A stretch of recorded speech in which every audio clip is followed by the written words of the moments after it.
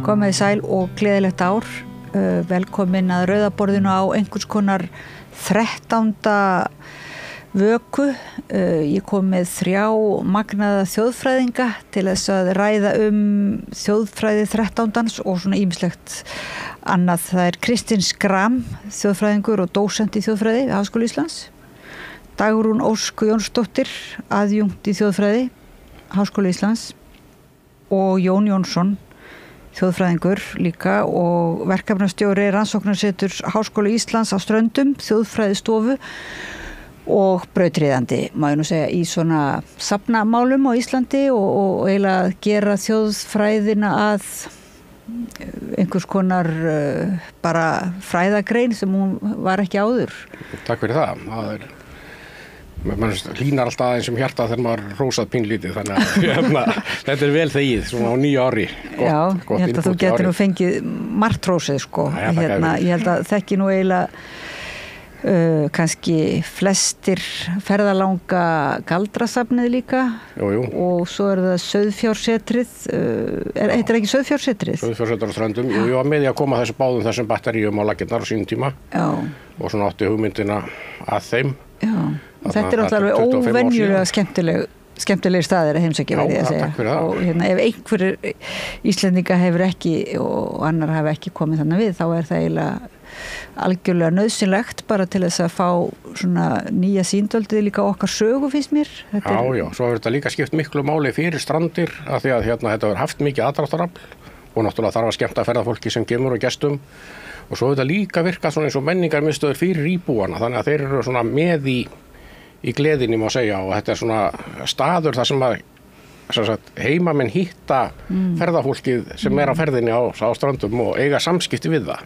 Þetta einmitt svolítið samskipti virðist manni á svona góðu stíi. Það ekki útvatnað eða smættað niður í eitthvað þar sem að heimamenn halda að túristar vilji heldur. Þetta bara verið að bjóða upp á það svona eitthvað mikið góðan kjarna? Já, og treysta þá ferðalöngum til þess að taka á móti því, finnst mér, sko. Já, þetta byggir á heilmiklu fræðum og rannsóknarvinnu, bæði þessi verkefni, þannig að það var svona grundvöllur var lagður mjög vel, þannig að það ekkert neitt svona Disney yfirbragð á þessu.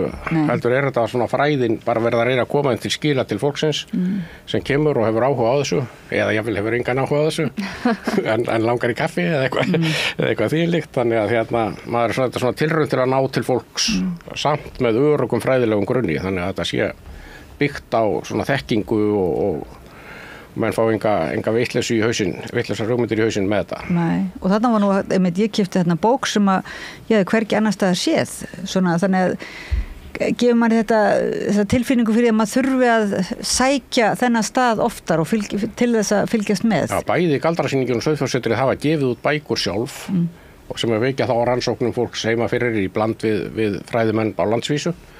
Þannig að það alls konar svona skemmtileg menningaverkefni sem tengjast þessum ferðamannastöðum. Þannig að þetta heilmikil svona starfsemi kringum þetta og hefur skapað dálítið svona grundvöll fyrir fræðifólk og listafólk. Bæði hvað varðar tengsl við Strandir og líka bara fyrir búsetu á staðnum, að eiga heima á Hólmavík eða Ströndum og vinna með þessum verkefnum að einhverjum sínum fræðum eða listum sem mjög skemmtileg blanda. Ég held að þurfi í framtíðinni miklu meira samstarf fræðimanna, listamanna og svo ferðaþjónustu. Þetta sé einhver svona þríhyrningu sem þurfa að vinna miklu meira saman og spila miklu betur saman heldur en hefur gert til þess að þetta verði líka til að ferðaþjónusta verði innihaldsrík og dálítið svona sönn. Já. Þannig að menn svona, það sé ekkert verða fíblast í ferðafólkinu, heldur svona upplýsa það með skemmtilegum hætti. Sko.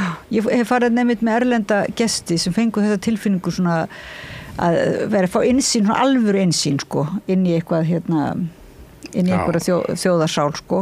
Og svo líka þetta þannig staðir að maður dálítið lengi þannig inni, sko. Maður ekkert fljótur í gegn, því að maður upplifir svona að maður bara þurfa að koma aftur og aftur til þess að ná svona utanum allt þetta sem verið að opna fyrir mann svo marga heima. Já, þetta svona fjölbreytt miðlun og dálítið sjónræn og skemmtileg.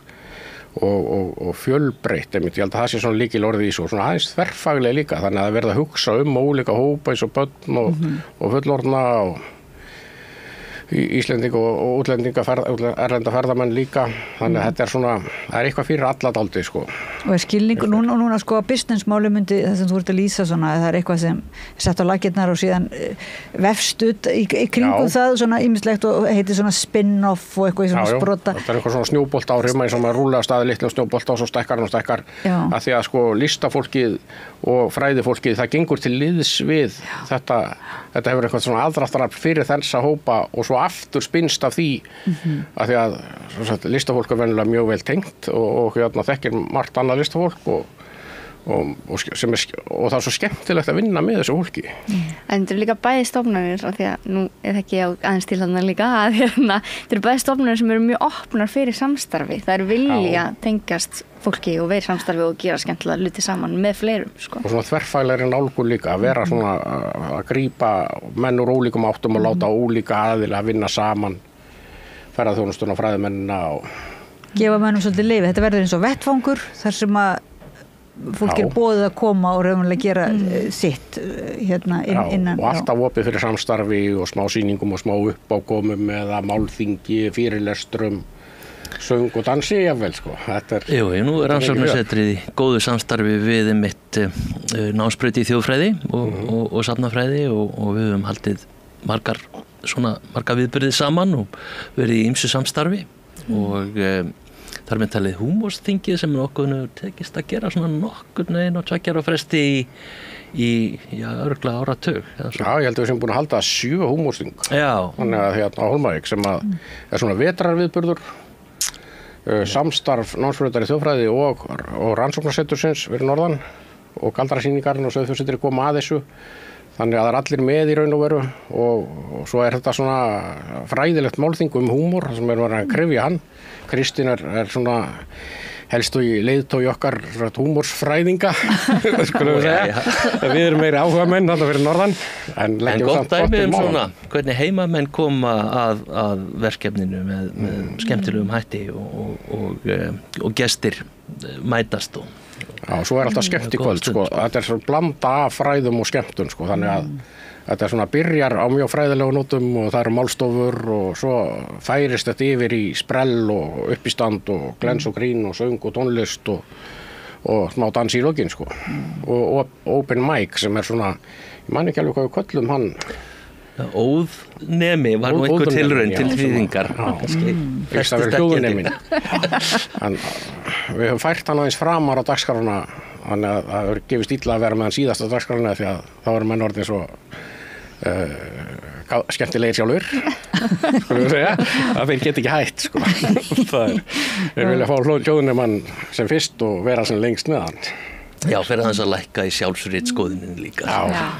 Þetta er alltaf góður dagur og góð helgi þegar húmórsþingið er.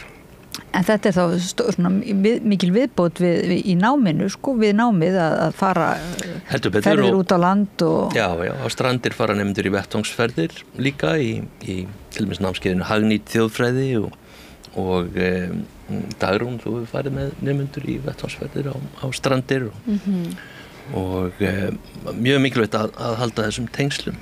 Ég getur kannski sagt hlustendum þeim sem ekki vita nú kannski flestir að svona er það ekki, þetta er nú landsvæði galdramálana, er það ekki mikið til? Jú, þetta, sko, Vestfirðir allir, Arnarfjörður og Hornstrendingar og strandamenn, þeir hafa svona sérstakt orð á sér fyrir að vera öflugir galdramenn í gömlum þjóðsögum. Og síðan eru langflest galdramál sem kom upp á 17. öldinni tengjast Vestfjörðum og aftökurnar voru langflestar þar. Þannig að þetta er svona galdrasvæði og það hefur lengi legið þetta orð á strandamönnum að þeir séu svona miklir sögumenn, sagnamenn, geti sagt sögur og það séu svona stutt einhvern meginn yfir í einhverja svona þjóðsögur og dular heima, álfa og tröll og galdra og drauga og þess áttar vætti og verur, sko. En þeir voru nú ofsóttir svolítið, er það ekki? Jú, það var þarna tímabil á 17. öldinni þar sem að menn mátti ekki galdra eða þar að segja kirkjan og ríkisvaldið eiginlega sameinuðust að galdur væri til, hann væri raunverulegur og hann væri hættulegur. og þau urðu sammála þetta á ákveðnum tímabili á 17. öldinni og hér á landi, svona náttúrulega bara danskri fyrirmynd, má segja, og myndi stjórn Danakonungs á þessum tíma og þá voru 21 aftaka á stuttu tímabili, má segja. Já, og svolítið sérstakt á Íslandi að það 20 menn sem eru teknir af lífi fyrir galdra og bara ein kona. Já, það dálítið sérstakt svona. Og líkt galdrafárun í Evrópu öld áður. Já. Það var öfugt farið. Þannig að þetta galdrafárið á líka sögu þarna, en þetta orð hefur legið ábyggilega á strandamönnum mjög lengi að þeir séu göldróttir eða svona það séu kunnáttumenn í hópnum allavega. En finnst ykkur líka hafa legið sko í þjóðarsálinni að það sé ámælisvert? Núna auðvitað spennandi og það opnað safn galdramál og galdrastafir eru gefnir út í flúruð og tattoo er að ráma. Við erum með tattoo-hátíðið mitt líka og núna nýbyrjuð með samstarfið tattoo-listamenn og næsta vor í byrjun maí þá verður heilmikil tattoo-hátíð núna í vor. Það sem að svona tattoo-listamenn og tónlistamenn, svona víkingaldar tónlistamenn og koma saman og tengjast goldrónum og galdrasýningunni þannig fyrir norðan. Þetta svona jákvætt, en finnst þér vera ennþá eitthvað svona neikvætt, svona ennþá eimir af einhverjum fordómum hvort strandamönnum? Út af þessu? Nei, ég held að þetta hliki nú bara, kannski það bara okkur strandamönnum sem finnst að vera jákvætt að vera með einhverja sérvisku og skrítilega heit. En ég held að öðrum finnst það líka svona að það sé ekkert eftir af einhverju svona fordómum eða neikvæðni út af þessu bröltu okkar með þetta. Það var aðeins þegar galdrasýningin byrjaði, þá var smá neikvæðni sem kom upp. Það var svona að nú ætlum við að fara að kenna börnunum að galdra sem sagt og rifja upp einhverjar svona aðferðir sem byggir náttúrulega á því að menn trúi því að það sé hægt að galdra eða þannig. Já, menn kom upp sig sem sagt raunverulega trú á galdra. Það sé svona smá trú á þetta en þá. Það var mjög lítið og stóð mjög stutt, menn sáu svo að þetta var gert á mjög fræðilegum grunni og ég hef nú alltaf gert svona frekar lítið úr þessum átökum og finnst það ekki svona það var ekki neitt stór partur á sögu galdrasýningarnar fannst mér. Það setti að eitt blaðamaður fram kenningu að það væri sniðugt að hafa þessa galdrasýningu í kirkju og það var svona mesti hasarinn eftir það. En eru nú er 13. í dag tengist 13. eitthvað galdrahefðinni eða Hann tengist þjóðtrú alveg tvímælalaust. Alls konar þjóðtrúar verður og vættir fara á ferð á 13. Já, einmitt. Það náttúrulega til alls konar þjóðsögur og þjóðtrú sem að tengist honum. Þá kannski 13. nóttinni líka. Og það eru svona oft sömu sögurnar sem eru sagðar 13. og nýjársnóttina og jólanóttina og stundum Jónsmessu líka. Þetta með að selir geti kastað hamnum og komið í sínu mennska formi og dansaði í fjörunni. Kýrnar tala og dauðir jafnvel rísa en eins og Dagný segir að þá getur þetta líka átt við aðra daga jólahátíðarinnar og nýjársnótt sem að á sínar skýringar eftir því hversu langt aftur maður vill fara því að fyrst þegar að kirkjufeður fóru að sættast á það að Kristur hafi fæðst á þessum tíma. Þá var 7. janúar svona ákveðin sem afmælisdagurinn og þá var svona sólarhátíð Rómverjarinn aðlöguð að þessari afmælishátíð jólana og hér á norðurslóðum að þá eru heiðni siðir teknir og þróaðir í átt að kristnum. Okkar heimildur þetta eru nú reyndar svona kristnar og heiðnar í bland, þannig að það er erfitt að segja hvað er hvað og hvað er að marka það. En þá sem sagt með breyttu tímatali á 1700 að þá reiðlast þessir dagar svolítið á milli og það lengi vel talað gömlu jólin sem 7. janúar en þá hafði sem sagt jóladagur færst yfir á 2015 en þannig að þetta er langt tímabil þar sem að hið yfirnáttúrulega er í essinu sínu og við erum á einhvers konar millibils ástandi þar sem allt getur gerst og allt getur farið á haus rétt eins og það gerði á þessari fornu sólarhátíð. En Saturnalian gamla, var það sólarhátíðin? Já. Svona. Og áhugaverð mörgu leyti því að hún minnir kannski svolítið á karnevalið að einhver leyti eins og við þekkjum það í dag og þekkjum til þess á miðöldum þar sem að hinnir lægst settu voru hafðir upp til skýjana og voru svona kongur í einn dag og allt svona allt sett á hvolf í stuttan tíma. Já, raunverulega svona ákveðið leyfi til þess að gera grín að talandi húmórinn, sko, það var ákveðið leyfi til að gera grín að yfirmönnunum og undirmálsfólkið fekk svona uppreisn æru einhverju með búningum og sprelli og fíflagangi svona. Nákvæmlega. Þannig að þetta er alveg merkilegt því að mann finnst jólin einmitt vera svona, það er þessi helgi yfir henni og þetta kraftaverk ljóssins bara, þessi viðsnúningur þegar ljósið eiginlega sigrar myrkrið en svo er það líka einhvern veginn bara samhliða líklega á þessi þetta sprell og fíflagangur sko sem að Jú, og náttúrulega jólahátíðir voru til mikilla vandræða lengi vel í gegnum miðaldir og með mótmældatrúnni að þá var ekki síst verið að reyna að berja niður svona ólæti og almenn drykkjulæti og leiðindi yfir jólin auk þess sem verið var að reyna að draga úr dýrlíka dýrkun og öðru slíku. Þannig að æslagangur á þetta vel heima á jólunum. Já, og þessi svona grín og valda viðsnúningur lifir náttúrulega mjög góðu lífi í áramótaskaupinu en þar sem að fólk getur, þar sem gert grín af oft svona þeim sem eru hærra settir í samfélaginu einhvern veginn. Það má líka eiginlega segja sko, eftir stöðvarnar af 13. gleði, það sem við gerum ennþá á 13. sem er nú kannski ekki rosalega margt, þetta var nú slegið aldrei niður 1770 skal ég segja þér af því að þá var helgidögum fækkað á Íslandi af því að Danakongi fannst vera allt of mikið af helgidögum og frítögum hjá alþýðumanna á Íslandi og þá var 13. af helgaður sem helgidagur og reyndar sko þá var fækkaði meira því að þriðji í hvítasunnu, þriðji í páskum og þriðji í jólum var líka aftekinn sem helgidagur og þannig að þetta var nú svona og síðan hefur sko 13. áttaldið vök að verjast held ég bara alveg frá þessum tíma og kannski ekki neinn stórkostleg hátíð í dag nema bara í einstökum bæjarfélögum kannski og þá eru það þessar brennur og svo skjóta menn síðustu flugeldunum taka niður jólaskoriti, kveðja síðasta jólasveinin og eitthvað svona sem er gleðskapurinn í dag, kannski eitthvað aðeins borðað og drukkið svona gott kvöldkaffi, eitthvað svona fjölskylduboð og þess áttar á 13. En hann hefur átt svona í vök að verjast eftir.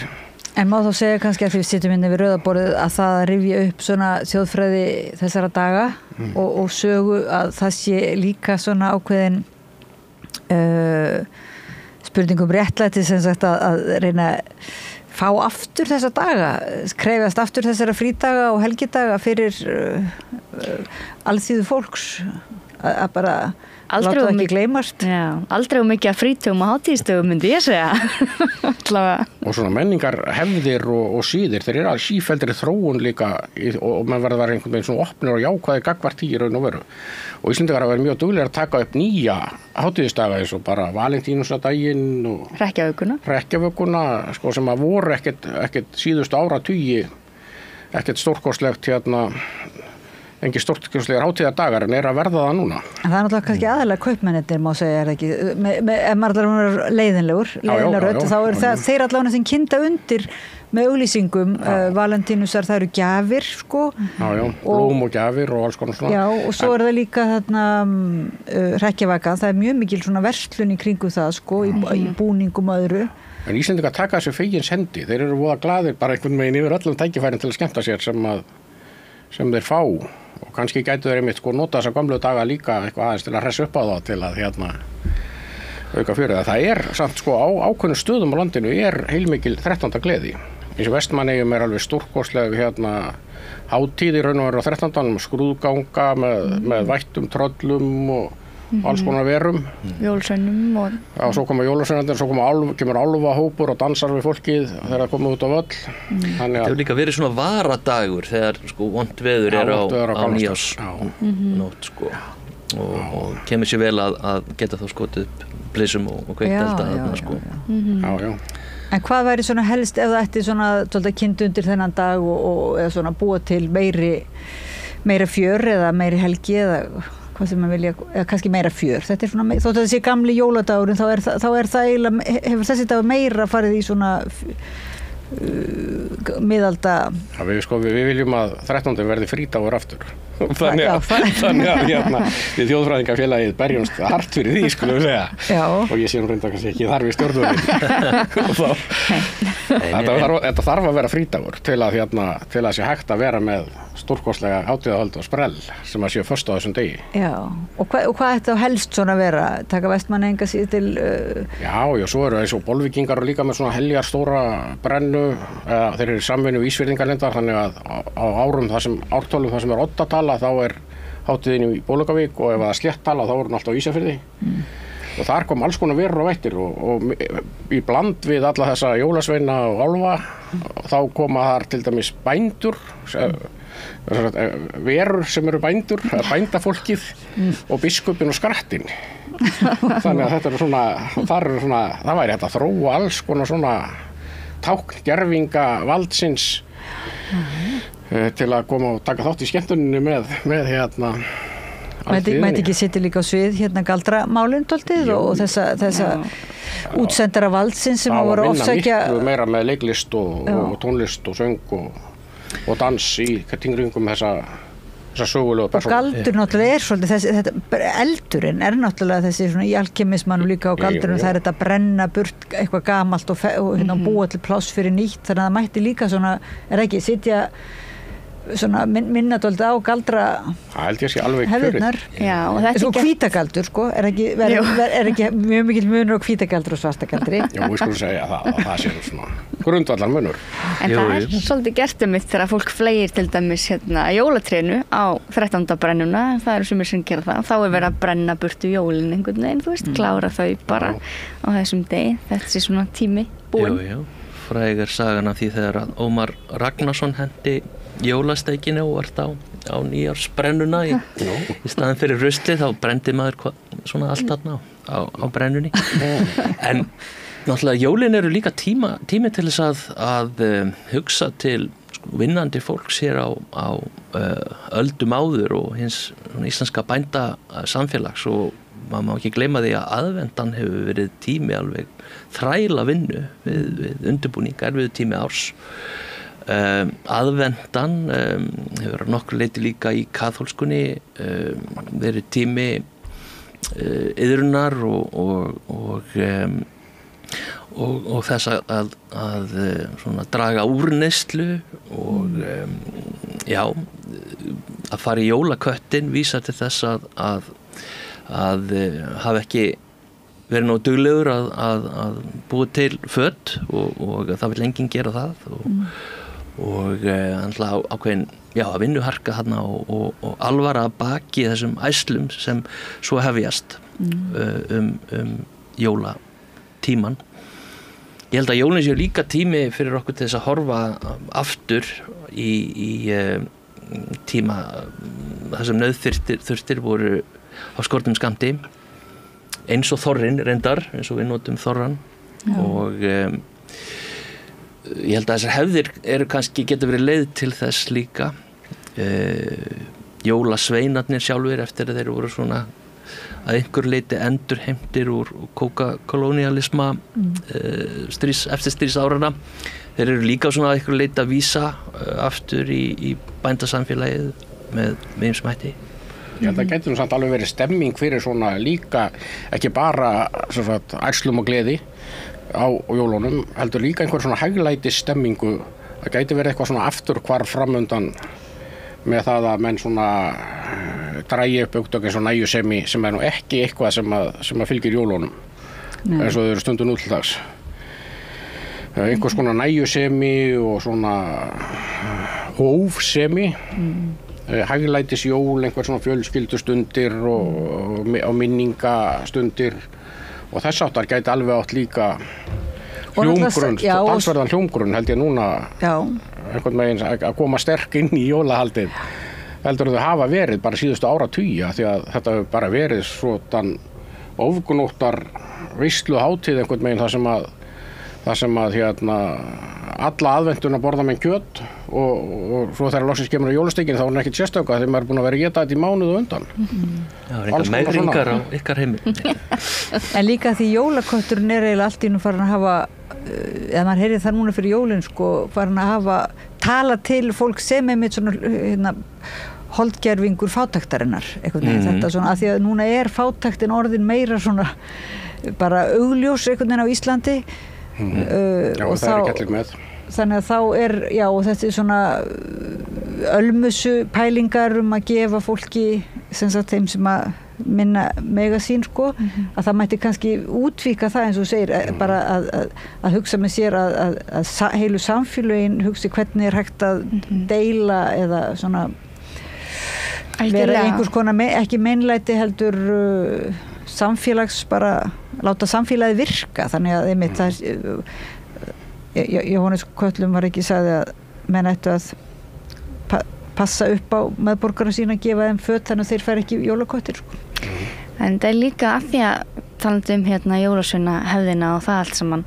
það er svo áhugavert að því það er svona hefð sem við þekkjum mjög vel og þykir mörgum mjög vænt grílu og jólasveina og leppalúða og köttinn og allt svona eða svona þessi hugmynd en hefur tekið opaslega miklum breytingum líka í gegnum árin og það eru breytingar bara sem að endurspegla líka breytt samfélag bara eins og jólasveinarnir sem að voru hinn mestu illyrmi og refsuðu börnum sem að höfðu sér illa og svo verða breytingar í samfélaginu þar sem að þykir ekki lengur gott að refsa krökkum heldur betra að gefa þeim velun fyrir að hefða sér vel fyrir að refsa þeim fyrir að hefða sér illa og þá taka jólasveinir það bara upp líka því að þeir verða náttúrulega aðlagast af því að hefðir sem breytast ekki þær bara deyja út yfirleitt ef það er ekki lengur tala ekki lengur við okkur í samtímanum einhvern veginn og þetta eru svona umræður sem maður heyrir líka í tengslum við Grýlu og til dæmis jólaköttinn og ég man bara fyrir nokkrum árum þá voru svona auglýsingar einmitt þá var jólakötturinn komin í auglýsingastarfsemi þar sem hann sem sagt átti að segja að hún var alveg sama þó að nýju fötin væru notuð og hann er orðin svona talsmaður umhverfisverndar sem sagt jólakötturinn í samtímanum af því að það er eitthvað svona sem að okkur skiptir okkur máli þannig að ég held að þessir jólavættir eru ekki hættir heldur að þróast og breytast og halda alveg áfram að gera það og til að tala við svona það sem að við erum að velta fyrir okkur í samtímanum líka. En eru þið eru við erum að tala við 3 þjóðfræðinga, Kristín Skram, Dagrún Ósk Jónsdóttur og Jón Jónsson, þið eru nú feðgin. Já. Við erum feðgin, já. Fyrir þá sem eru að sem sagt hlusta okkur í útvarpinu og ég heiti Oddný Eir og við erum að ræða á 13.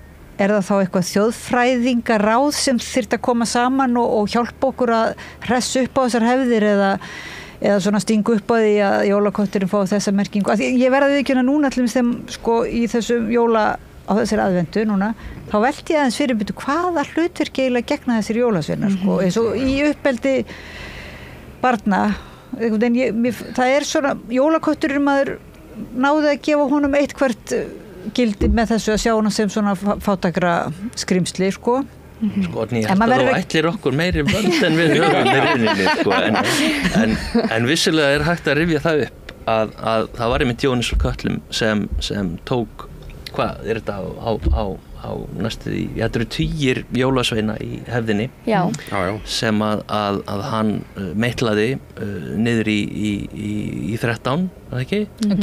Var það hans verk? Jú. Já, fyrst og svo Jóns Árnason og svo Jóhannes Köllum svona negld þetta niður að væri ákveðnir 13 sem kæmu til byggða. Og Þjóðminjasafnið var auðvitað mjög áfram það og ráðandi í því að búa til þessa íslensku jólasveina og hanna þeirra útlit og bjóða krökkum að koma og hitta Grýlu á jólunum og þannig að hið opinbera og menntastofnanir hafa auðvitað eitthvað að segja þessa hluti en það er auðvitað að mörguleiti þetta úr höndum okkar, hefðir virða engin landamæri og sjálfsögðu komu margar þessar hefðir til okkar að utan. Skógjafirnar til dæmis ekki að koma til Íslands fyrir á 7. áratugnum. Já, skógjafirnar reyndar mjög gott dæmi svona átaka því að þegar þær voru mjög jólasveinarnir réðu ekkert við þetta verkefni. Þeir höfðu lært þetta af erlendum jólasveinum sem þeir höfðu sem fyrirmyndir, voru búin að dressa sig upp í rauð föt og svo voru þeir líka farnir að gefa í skóinn og klúðruðu þessu verkefni algjörlega til að byrja með.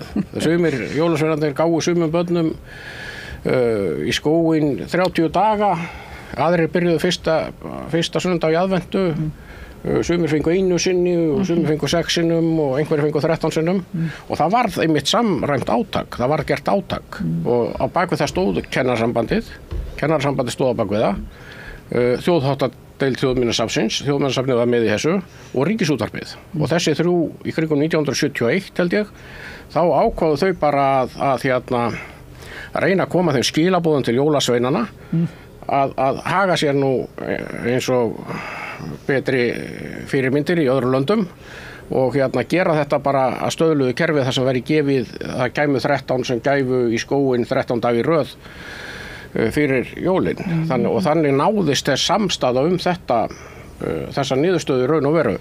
Nema hvað þeir hafa aldrei valdið þessu verkefni almennilega. Það verður nú segjast alveg eins og þeirra eðli leyfir það ekki alveg að þeir séu Nei. Þessu tengdu Samtaka. Þá sagði ég frá því í svona samkeppnistætti ykkar sem heitir Þjóðhættir og Dagrún stýrir hér meðal annars að ég hef gert rannsóknir á svona þverþjóðlegum siðum og með hvað hætti siðir flytjast á milli landa og það voru Íslendingar í Alabama sem tóku þetta skógjafirnar með sér og gáfu sínum börnum eða jólasveinninn gaf þeirra börnum í skóinn og en það var uppi fótur og fit í hverfinu þar sem að þegar að hinni krakkarnir fóru að heimta það sínum foreldrar sínum að fá líki í skóinn og þessir bandarísku foreldrar í útkverfum fóru að kvart yfir því að það var einhverjar að guða glugga og í þessum fínu hverfum einhverjir skeggjaðir skrýtnir kallar þannig að Íslendingarnir voru kallaðir á teppið af foreldrasamtökunum og reynt að finna lausn á þessu sem reyndist vera svo að láta það útberast að íslenskir jólasveinar væru svona miklir föðurlandsvinir að þeir gæfu aðeins íslenskum börnum í skóinn þannig leystist málið Já, síður og venjur náttúrulega breytast líka bara með fjölmenningun í raun og veru og öllum þessum síðum og venjum sem að bætast í hópin hjá okkur og svo reynt að finna einhverja alls konar málamiðlanir á milli ólíkra venja og síða. En það einmitt svona það alls konar áhrifavaldar og áhrifaþættir sem að hafa áhrif á hvernig hefðir og siðir breytast en þetta gerist líka oft bara svona organíst einhvern veginn, þú veist, það eitthvað í samfélaginu sem kallar á þessar breytingar og það stundum svona, finnst mér að fólk miskilji og haldi að þjóðfræðingar vilji vera einhverju svona vendarar gamalla hefða en okkur finnst mjög spennandi og eiginlega mest spennandi á öllu þegar hefðir breytast og af hverju þær breytast þá og hvað það er sem breytir þeim. En ég sé bara ekkert mjög margir svona meðvitaðir hefðirnar og þeirra sögu þannig að kannski ekkert úr vegi að fela þeim þjóðfræðingum og ykkur þetta sem sagt vald eða biðla til ykkar að halda nú eina góða ráðstefnu á Hólmavík. Já, jólaköttin. Mér líst vel á að taka jólaköttin aðeins til bæna því að hann voru alltaf verið vandrað að skepna. Það er svona, hann birtist mjög seint í heimildunum bara á 19. öldinni þá kemur jólakötturinn fram bara, hann kemur eiginlega fyrst fram bara þegar að Jón Árnason er að safna þjóðsögunum og þá býður hann fólk að senda sér jólaköttin. Og og það er ekkert mikið eldri heimildir hann heldur en þetta. Og svo er hann bara svona er ekkert endilega tengdur fjölskyldunni þá sem sagt jólasveinunum og Grýlu þau taka hann bara að sér einhvern veginn að sér svona í tímans rás í gegnum rithöfunda sem hafa sagt sögur stúf sem ræður betur við jólaköttin heldur en aðrir jólasveinar kannski ættum við að taka jólaköttin og reyna að gera fáunum mikilvægara hlutverk í jólahefðum landsmanna og láta hann stjórna haglætis átaki og svona nægjusemi vera táknmynd nægjuseminar og rólindis í framtíðinni. Já, en þá kemur líka Grýla svona, það ekki aðeins að hressa Grýlu eitthvað. Grýla var nú í Hollywoodmynd, Big Red var það ekki?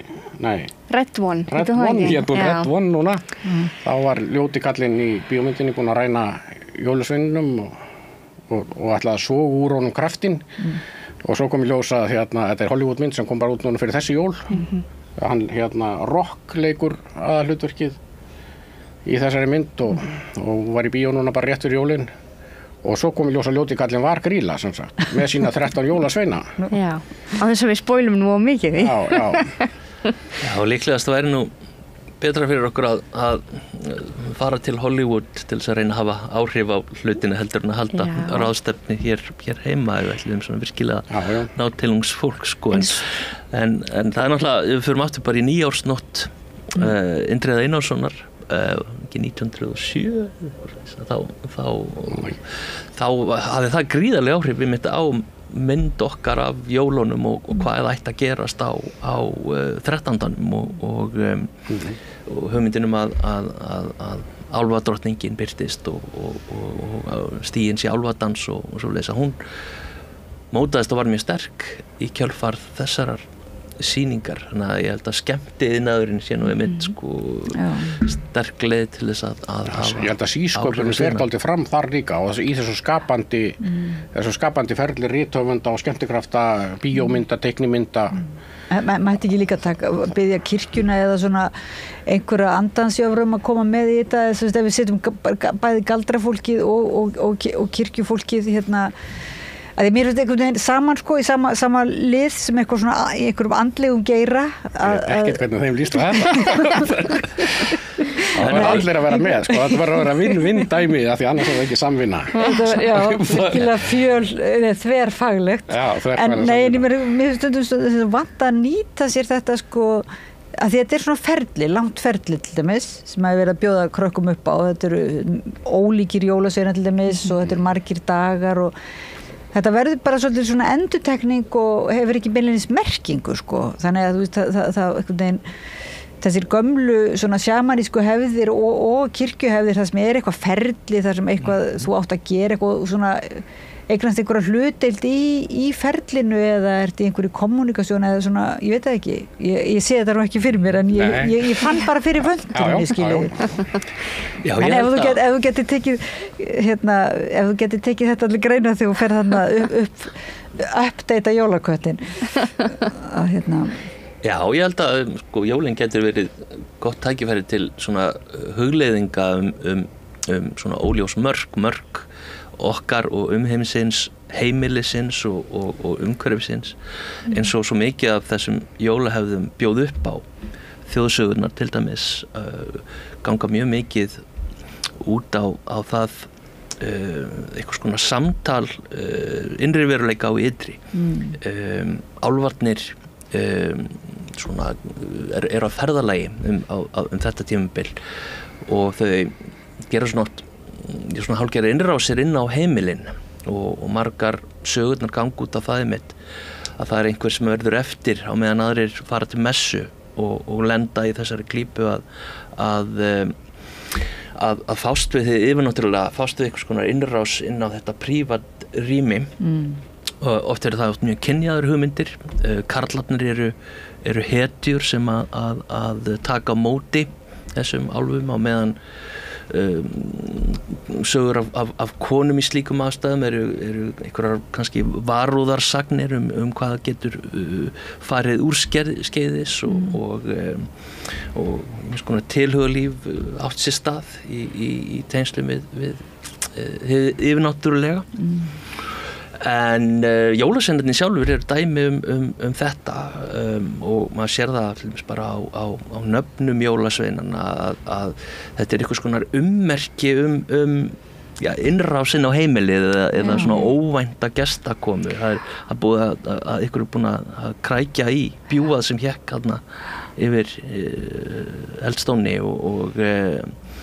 og það ykkur sem brá sér þarna fyrir í gáttina og ykkur var að skella hurðum og þetta svona þetta umhverfið, þetta hugleiðing hið innra og ytra bæði náttúrulega og yfirnáttúrulega.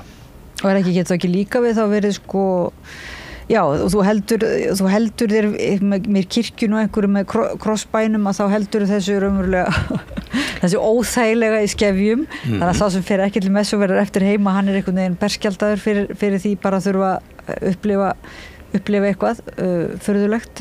En þetta ekki líka eitthvað hægt að sjá þetta á samfélagslegum nótum sko að þetta eru pörupiltar eða þetta eins og þið voru að tala sko þetta raunverulega þeir sem eru kannski búnir að vinna yfir sig á aðvendunni og ætla núna að leita réttar síns og jáfnvel að gera einhvers konar byltingu eða svoleiðis. Hafa jóli líka verið svoleiðis hættulegur tími? Já, það spennandi pæling sko. Þetta náttúrulega sko alþýðan í sjálfu sér þarna að með einhverjum hætti að rísa upp eins og Dagrún var að minnast það hér áðan með sko líka stjettir og karnevalið og allt það sko. Og ég held sko einmitt að því við vorum að tala ærslinn og húmorinn og allt það og svona það svolítið líka það sem jólasveinarnir tákna fyrir okkur. Þeir gera óskunda og þeir eru með hasar og þeir skella hurðum og stela og þeir eru svolítið svona í samtímanum þá eru svona frekar prakkarlegir myndi ég að segja. Já, samt þannig að okkur finnst það fyndið en ekki hræðilegt. Nei, áður fyrir var fólk raunverulega hrætt við jólasveina, það var alveg þannig og þá voru náttúrulega líka mun ógeðslegri jólasveinar sumir sem að komu til byggða eins og lungnaslettir sem með lungun hangandi utan á sér og hleypur á eftir börnum og reynir að berja með blóðum lungunum. Jóns úr Köllum, hann sendi hann beint, lét hann setjast í helgan stein og hann fekk ekki að vera með. En þeir eru svona prakkarlegir og það eru þessu æsli og svo hafa þeir kannski svona líka róast heldur mikið í seinni tíð eða ég veit það ekki. Allavega þá virðist síðan hinn erlendi jólaálfur núna hafa komið til landsins og hann gerir prakkarstrygg í staðinn og Veitu hver það? Jólaálfurinn, þetta svona lítil brúðu fyrirbæri sem kemur erlendis frá og foreldrar hafa núna inn á heimildum og láta hann. Það verið að flytja inn svona síðustu 5 árin skulum við segja. Já, þetta nýhefð sko. Og hann svona blíður og góður? Nei, hann prakkari sko og hann töfrum getur að banna snertan ef maður kemur við hann þá tapar hann töfrunum sko. En hann gerir alls konar hellir morgunkorni yfir allt og eitthvað svona sem að hann búinn að gera hrekk þegar menn vakna á morgnana. Þá hann búinn að reyði einhverjum koll og eyðileggja eitthvað og skemma sem foreldrar þurfa að þrífa sem foreldrar þurfa að þrífa eftir. Þetta náttúrulega mjög í ættu við danska og þýska Nissan sko, sem var svona lítill hrekkjulómur sem að þurfti að fæða og annars til að drepa kýrnar sé þetta aldrei á samfélagsmiðlum að þessi elf, hún sjálf álfurinn í hillunni eða einhvern veginn svona hann komin til landsins sko, og byrjar að taka þátt í jólagleðinni hjá yngra fólki þá meina ég allir sem yngri en ég séu ungt fólk og maður sér bara mjög marga sem að deila myndum af uppátækjum og hrekkjum álsins og Söfnin tók þetta í sína þjónustu fyrir 2 árum eða 1 ári eða síðustu jól kannski. Jólin í fyrra, já. Þá voru þau með svona jóladagatal þar sem að álfurinn ferðaðist á milli safna og var búinn að gera eitthvað óskunda á safninu á mótni og það náttúrulega ef foreldrarnir ekki nógu duglegir að gera jóla fínt þá hægt að kenna álfunum en ekki svolítið ósanngjarnt að þessir sem sagt þegar þeir voru svona hræðilegir með lungun utan á sér berjandi menn með lungunum og fleiri stelandi ekki svolítið ósanngjarnt einhvern veginn þetta beinist að börnum maður hugsaði eins og það sé einhver skekkja eins og þetta kannski frekar mitt átt af sko beinast að ráðamönnum sko svona eins og áramótasköpið eða þannig að jólasveinarnir séu svona eins og grínarar sem eigi að vera með skilaboð til ráðamanna en ekki kannski Nei, það snerist þetta allt að halda fólki niðri og ræða börnin til hlýðni og það voru aðalatriðin og ég held að það hafi miklu meira lagt upp úr því heldur en að uppreisninni og ég held að sko svona einhver uppreisn á jólunum þó að það sé komin jólatími að þetta hafi ekki beint verið uppreist eða einhver svona drogabyltingu eða neitt tíunlíkt, heldur hafi þetta verið svona smá útrás eftir vinnutörnina. Smá svona gleði í lokin. Einhvern veginn svona samþykkt líka, að því hún á þessum tíma, þá þetta kannski ekki uppreistna því tæginu að því þetta tíminn þar sem allt leyfilegt. Já, ég held að þetta sé útrás frekar heldur en uppreist. Bara smá útrás, smá létt á sér eitthvað. Já. En ekki það vinnufólkið sem fekk aðeins að sprella hafi hugsað sér að gera einhverja byltingu eða neitt tímulegt. En svo finnur það líka miklu meira fyrir því þegar bjúin með stólið heldur en ráðafólkunum sem á 100 bjúi hvort sem eitthvað skilji. Og kannski á þetta líka við karnevalið sem vorum að vísa í hér áður, að kannski þetta ekki leið til þess að koma á breytingum, heldur einmitt í gagnstæða. Það svona slakað á spennunni eitthvað. Leyfa fólki aðeins að pústa en ekki endilega fara í einhvert. Akkurat, og svo hægt að þeir allt í sama farið aftur og svona fá okkur að útarás og þetta alltaf svona eiginlega spurning, sko. Þetta leið til breytinga, þetta leið til þess að viðhalda kerfi, sko. Af því að þá leyfir fólki að fá útrás þarna í smá stund með þeirri fullvissu að þá bara gangi jafnvel betur. Sama farið, sko.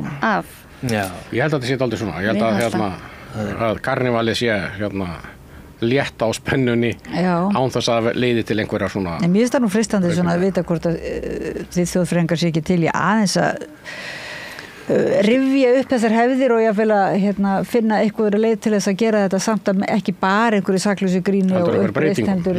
Já, svona leið til þess að skulum leggja hönd á plóg. Já, allavega valdeflingu hvers og eins bara sem líka svona kannski samfélagslegri breytingu. En svo ég pínu líka að því að við erum búin að tala með að taka jólaköttinu gegn og grílu og alla og þessar hryllilegu jólasveina sem að hræddu börn, en þjóðsögur og ævintýri voru oft hugsuð fyrir fullorðna líka áður fyrr og líka þá að miðla hugmyndum hvernig fólk ætti að haga sér og svona, en mér finnst að það megi ekki heldur vanmeta þörf okkar og svona það sem að við græðum á því að vera smá hrædd stundum, að hryllingur í svona smá skömmtum sé líka nauðsynlegur og sérstaklega í sögum, af því að þá lærum við einhvern veginn að takast á við hvernig hægt að bregðast við í einhverjum aðstæðum og það eru bara svo góð tækifæri til að ræða alls konar svona málefni samt á einhvern svona nógu fjarlægan hátt. Þannig að ég held megum ekki alveg taka úr þeim samt vígtennurnar. Nei. Hvað eru þjóðfræðingar að gera í dag á 13. Eru þið með eitthvað svona persónlegar hefðir? Við höfum haft eitthvað svona kvöldkaffi eða eitthvað svona oft í minni fjölskyldu og svo tökum við niður jóla skrautið yfirleitt á 13. eða yfirleitt þann dag bara. Þegar byrjum á því allan og það mjög mikið jólaskraut heima mér, þannig að þetta eitthvað ágóða stund að taka það niður. Einu sinni, ég held að sumir þeir brjóta piparkökuhúsin sín á 13. og stundum það bara svona gert með viðhöfn að krakkarnir fá hamar og sett viskustykki undir og svo fá krakkarnir að brjóta niður húsin. Það ákveðin tegund af útrás líka. Útrás í jólalokk einhvern veginn. En við gerðum ekkert piparkökuhús núna, þannig að við getum ekki brotið húsið okkar. Nei. Og svo það eldurinn. Enga brennur á Hólmavík? Nei, það hefur bara verið stöku sinnum. Einstöku sinnum verið eitthvað svona eldur í tunnu og samkoma þar sem að jólavættir koma. En það hefur alls ekki verið reglulegt eða hverju ári og er bara meira tilfallandi þegar einhverju dettur í huga hafa svoleiðis skemmtun, leikfélaginu eða galdrasýningunni eða einhverjum sem hafa staðið fyrir slíku. En það hefur alls ekki aldrei verið nein hefð fyrir svona á 13. þar. En heima þá tala allir sem eru eldri en ég, þeir tala allir að rota jólin. Þeir rota jólin á 13. Ég veit ekki hvort það er gert með hamrinum þarna. Leið og piparkökuhúsið brotið. En þetta er eitthvað bara svona máltæki. Men rota jólin á 13. og það er gert með mat og drykk. En 13. nóttin sem við töluðum sem að svona svipar til nýjársnæturinnar, er hún aðfaranótt, var hún í nótt eða verður hún í nótt? Hún var síðustu nótt. 13. nóttin er 13. talið frá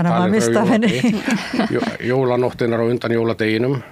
Já. Þannig að þá er 13. nóttin búin. Það var eitt í sambandi við 13. nóttina sem er gaman að minnast á reyndar. Að hún hefur annað hlutverk í þjóðtrúnni og hún er kölluð draumnóttin mikla. Draumanóttin mikla, af því að það er óvinnilega mikið að marka allt sem mann dreymir á 13. nóttina fyrir 13. sagt, að þá allt sem hann dreymir þá, það hefur meiri þýðing og merkilegra heldur en það sem hann dreymir á öðrum tíma árinu. Þannig ef ykkur dreymdi eitthvað sérstaklega krassandi í nótt, þá það mjög líklegt til að þýða eitthvað sérstakt. Vítringana 3 þá dreymdi á draumnóttinni miklu fyrir því að Jesú myndi fæðast árið eftir. Og þeir fóru á stað að undirbúa sig fyrir ferðalagið að leita að honum. Þegar þeir hafi dreymt þessi ósköp að frelsarinn myndi fæðast. Og síðan þetta svona einhver þjóðtrú að með draumnóttina miklu. En ekki draumurinn einmitt, hann tengir nú saman einmitt mörg trúarbrögð og svona galdurinn? Jú, þetta er eitthvað yfirnáttúrulegt sem gerist í draumi, yfirnáttúrulegt sem gerist í drauminum. Og svo þjóðtrú sem svona hvað í útbreytist meðal Íslendinga í dag, held ég. Og það draumatrúin? Já, trú á bergdraumi og það kemur mjög sterkt út í könnunum til dæmis sem að Terry Gunnar hefur gert reglulega. Það hefur svona þýðingu eitthvað getur sagt til fyrir atburð og eitthvað svona forlaga trú bak við þetta, örlaga trú. Og þegar þessi fólk, þegar einhver vitjar nafns, þegar það byrtist einhverju draumi og óskar eftir að ófætt barn fá eitthvað sérstakt nafn. Já, þetta býsna algengt, svona nafna trú líka og sögur það. Og líka bara einhvern veginn svona látnir byrtast menn í draumi og það er svona trú á svipi og svona draumsýnir. Þannig að draumatrúin örugglega mjög sterk í dag og menn mikið að velta draumráðningu fyrir sér líka og gefnar út bækur það og hafa verið gerðar draumráðningabækur í 100 ára. Já. Og gengur og svo þegar hefur fólk verið að spyrjast fyrir draumráðningar í fjölskyldum, kemur oft í ljós að það eru ákveðin tákn sem eru í tilteknum fjölskyldum sem kannski ofta ekki talað en einhvern veginn gengi að þessum vísu að menn þekki. Þetta alveg svona mikil þjóðtrú í þessu og svona sérstök margt sérstakt í þessari draumatrú allri. Er þið með eitthvað á dagskrá í dag? Já, það er nú kannski aðalega bara svona ganga frá trénu held ég og svo er alltaf reglulega deilt það hvort ég losi mig við yfirvaraskeggið svona í lok hátíðar eða ekki sem ákveð deilumál sem við frúin eigum við en nei, það getur vel verið að maður kíkir niður á eigið síðu og sjá hvort það sé eitthvað að gerast þar. En kennir þú þínum börnum og svona fólki kringu þig að gerur þú svona úr því einhverja serimóníu þegar þú hendir jólatrénu eða bara skellur því bara á eldinn? Nei, það er nú engin sérstakur helgileikur í kringu það en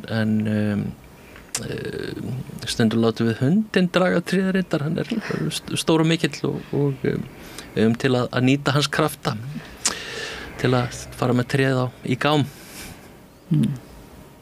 Það er einhver svona mystik í því. Það er einhver mystik í því. Eða líka smá karnivali skal láta hundinn vera, já. Það er svo ekki jólahefð. Það er svo margt sem verður líka svona hefði í fjölskyldu, sko. Það er kannski gert eitthvað svona 2-3 sinnum, eitthvað sama ár eftir ár, eitthvað skemmtilegt upp á tæki bara, allir púsla og gamlársdag og nýjársdag, eitthvað púsl sem er keypt eða gefins. Og svo finnst börnunum þetta hafi verið heilmikil hefð í þeirra lífi þegar þau voru ung. Þó þetta hafi kannski ekki verið gert nema kannski svona 3-4 sinnum. Og stundum verður svona krafa að halda áfram að gera þetta og verður alls konar svona til í fjölskyldum í samskiptum. Verður það ekki til líka þá einhver svona spegill ef maður gerir alltaf eitthvað aftur og þá svona getur þú speglað hvernig voru við í fyrra þegar við vorum að púsla, hvernig voru við í einhver svona samanburðartæki. Mér finnst á ströndum að þá sko ef það er gert eitthvað einu sinni og og tekstu vel til þá kom allir svona tilmanns á eftir og segja, já, er þetta ekki orðið hefð, verður þetta ekki eftir á næsta ári? Já, það er áhugavert hvernig börn talað sko valdaskipt, hvernig börn verða áhrifavaldar á hátíðsdögum. Hvað gera kröfur eitthvað ákveðis sko, skemmtun eða gaman? Það er ákveðin viðleitni svona þegar borgarastéttin er að verða til að verði þessu svona tilfærsla úr baðstofunni inn í barnaherbergið að þegar á að fara að gefa út þjóðsögur eða ævintýri að þá á að markasetja því fyrir börnin á meðan eins og Dagrún sagði það voru ævintýri og sagnir allra í rauninni og þjóðtrú útbreidd meðal bæði fullorðinna og barna en þarna er eitthvað leyti verið að höfða til þessarar viðleitni okkar til þess að bera allt á borð fyrir börnin okkar og upphefja þau. Mörguleiti eins og margar svo sögur voru hryllings- og skemmtisögur fyrir fullorðna. Já. Bara svona smá ótti og hrollur og gæsahúð og svo gaman, bara skemmtisögur. Og svona farið yfir mörkina. Já, aðeins farið yfir mörkina og þess vegna var þetta alltaf skemmtilegt og svona vandræðilegur hlátur. Leyfa sér eitthvað. Leyfa sér aðeins, sko. Bannað, færa út mörkin. Þetta er alveg satt, núna er öll tilheying um að allt þurfa að vera barnaefni eða við hefum barna einhvern megin og allt þurfa að útbúa í þann farveg einhvern megin sem að þarf ekki endilega, það er að gera efni fyrir fullorðna alveg eins. Já, nú hafa verið gerðar tilraunir til þess að nýta jólasveinana í svolítið svona fullorðins efni. Gunnar Theodor Eggertsson til dæmis skrifaði nú hans góða hryllingssögu. Já, innrásina. Já, það sem að jólasveinar eru myrtir í fjöldamorði svona í helli sínum svipað í Baskavíunum og jólavættir eru að rata inn í alls konar fullorðins hryllingsefni sem er líka á erlendu vettvangi Krampus og Grýla eins og þið nefndu áðan. Eiríkur Nordal skrifaði það voru eitthvað krakkar sem að fundu dauða jólasvein í helli og ætluðu að setja það saman og lífgan við svona Frankenstein saga Frankensleikir minni með að jólasveinin hefði átt að heita sem var svona hryllingssaga fyrir börn að því að þetta er það sama sko, smá hrollur og gæsahúð og það má alveg skrifa krefjandi efni fyrir allar kynslóðir. Mæli með finnsku kvikmyndinni Rare Exports sem fjallar einmitt um svona hryllingsjólasveina af skektu þorpi í Finnlandi. Fyrir viðkvæma líka eða? Kannski ekki fyrir viðkvæma. Fyrir þá sem þóra. En Dagur Ósk, ert þú þér hefðir hérna, þú býrð ekki á Ströndum? Nei, ég bý í Breiðholti núna og ég myndi ekki segja að ég væri með mikið af 13. hefðum. Ég með alveg frekar mikið af jólahefðum og áramótahefðum og alveg bara svona trillt í alls konar áramóta heita gerð til dæmis en pínu sko mér svona árið ekki alveg byrja að telja fyrir en í dag. Ég svona ennþá ekki byrjuð að fara ræktina og borða minna nammi og allt sem ég ætla að gera í áramóta heitunum mínum. Það byrjar teknilega að segja ekkert fyrir á morgunna því það er ennþá frí. Þetta er svona frjáls tími þangað til á 13. þegar jólin eru búin.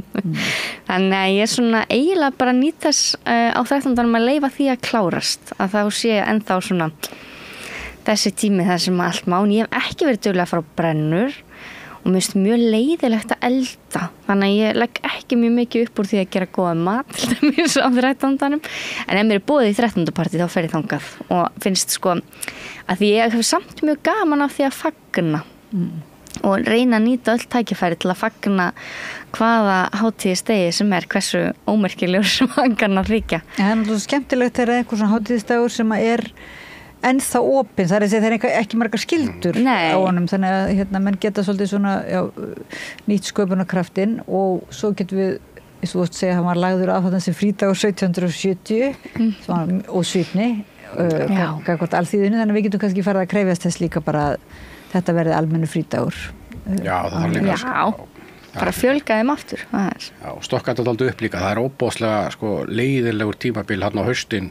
Frídagur verslunarmanna er frídagur, mánudagurinn fyrsti mánudagur í ágúst og næsti frídagur er ekki fyrir á jólunum. Þarna vantar alla frídaga á milli og það er alltaf mikið af frídagum í apríl hins vegar. Þannig að það er að stokka þetta kerfi upp og dreifa frídagunum betur yfir árið og svona endurskipuleggja það allt saman. Þetta verður gert á einu góðu málþingi og Ströndum.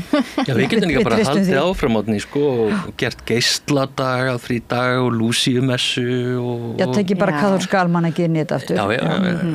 Og Mikjálfsdag og og svo Hrekkjavökuna blanda þessu saman, íslenskri þjóðtrú og öllum arfleifðum. Við erum alveg með þér í þessu sko. Við erum bara í stanslausu fríi. Já, við getum líka haldið árum rauðaborðið. Ég vona að þið séu tilkipilega að koma aftur ekki bara á 13. og hátíðisdegi þjóðfræðinga svona, og annara fræðinga. Kæra þakki fyrir að koma til okkar og tala þjóðfræði jólahátíðar 13. og bara eiginlega lífsins alls og tala líka aðeins galdra og söfn og fræði og þverfaglegan og háskólan og allt sem við erum búin að spjalla Kæra þakkir Kristín Skram, þjóðfræðingur og dósent í þjóðfræði við Háskóla Íslands, Dagrún Ósk Jónsdóttir, aðjúnkt í þjóðfræði í Háskóla Íslands. Það víst ekki kennt þjóðfræði neðstar annars staðar inn í Háskóla Íslands, en við tökum það samt fram. Og Jón Jónsson, þjóðfræðingur og verkefnastjóri Rannsóknarseturs Háskóla Íslands á Ströndum, þjóðfræðistofu, og ég vil kalla líka, brautryðjanda í safnamálum og þverfagleguri bara nálgun, ferðamálum og ýmsu á Íslandi. Hlustendum og áhorfendum þakka ég kærlega fyrir að fylgja okkur eftir og við hvetjum auðvitað alla til þess að halda 13. hátíðlegan á einhvern máta, karnivalískan og muna eftir draumunum þá næsta ár, sem sagt aðfaranótt 13. en við getum líka bara ímyndað okkur að draumandir í nótt séu líka svolítið magnaðir, helgidagsins nái svona yfir, og Pétri Fjellsteð þakka ég fyrir að senda spjallið út til ykkar, en við höldum áfram eftir smástund hérna við rauðaborðið. Með því að ganga í leigjendasamtökin styður þú baráttu leigjenda. Leigjendasamtökin eru fyrir öll þau sem vilja vinna að réttlæti og öryggi á húsnæðismarkaði. Leigjendasamtökin.is